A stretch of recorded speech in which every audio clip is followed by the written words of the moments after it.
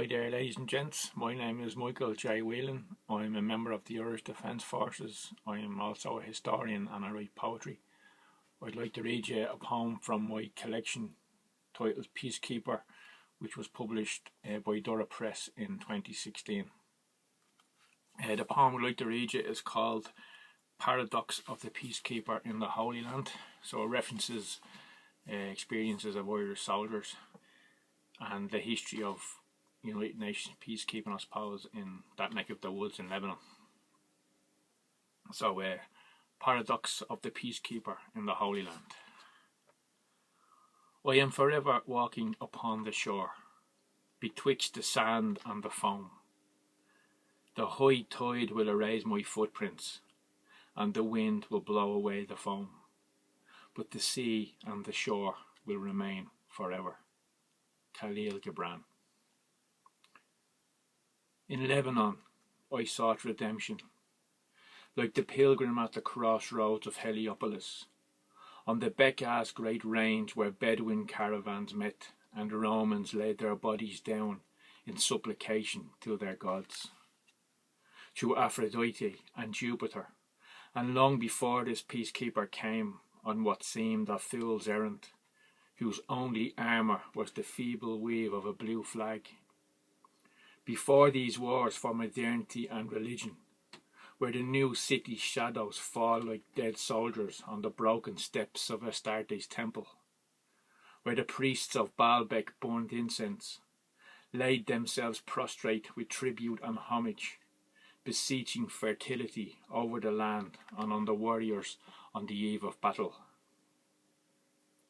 And the same priests parcelled out her favours to believers, who built new columns to the sun god on her ruins. Before all this there was blood on the stones and in the dust of Tyre, of Sidon, and in Byblos. And the gods looked down from the heavens and laughed, for they knew that man knew not of their fallibilities. Their eyes kept the storms that belief constructed. The defence of Masada by Jewish zealots, against ramparts, siege towers, and battering rams of enemies, never giving in. The caliphs who ordered the conquest of Balad al-Sham. Helen, who setting forth from Constantinople to Jerusalem, in search of the cross, sent beacons ready to burn along the way.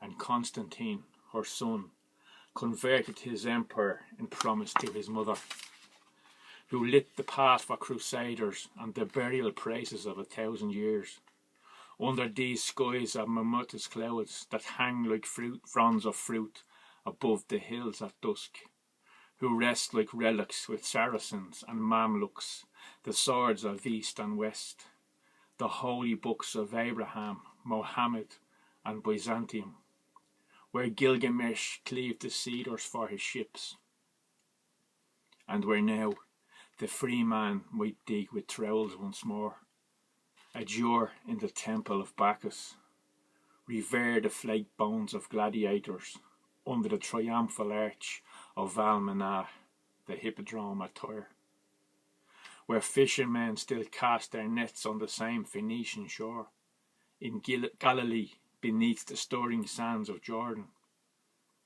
and camels sometimes carry scholars through the Kadisha Valley, like in the old days, passing slopes of red anemone, wild tulip, oleander, and poppy. And young girls might seek the damask rose in the gorges of forgotten ambushes, where sultans and kings slaked their pious thirsts, slew their enemies, and exiled the youth of many futures. Those pawns who lay penitent at the altars, who lay down in the temple of Aphrodite like the peacekeepers lie down now. Yes, we who lie down with their wives and lovers, like knights with sacred talismans, and far away they lie down with us under the same different moons.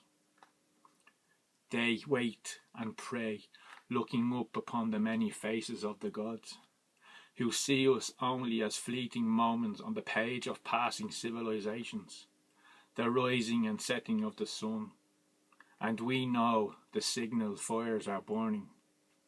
The funeral pyres rise up in pillars of ash in the marches between the watchtowers, along the border wire, and we know that so much metal has been fired in this cauldron, from arrowheads and spears to icons and the corrupted jagged shards of bombs, shrapnel, landmines and bullets. On a rainy day, we can almost smell it, weeping through the red mud tracks of an army, and we must watch our step. Thank you. So as I said, the poem is called Paradox of the Peacekeeper in the Holy Land. That's me reflecting on the history of Lebanon and Irish peacekeeping and international peacekeeping in that country, and all the conflict in its history, and Ireland's small part, I suppose, in that, and my small part, even smaller part in that story. So thank you for listening to the poem. I hope it read it okay for you. As I said, it's called Peacekeeper. The collection's called Peacekeeper, and it's available from Doire Press in Galway. That's www.doire.press.ie, and they'll post it out to you. Thank you for listening to the poem. See you next time. Bye.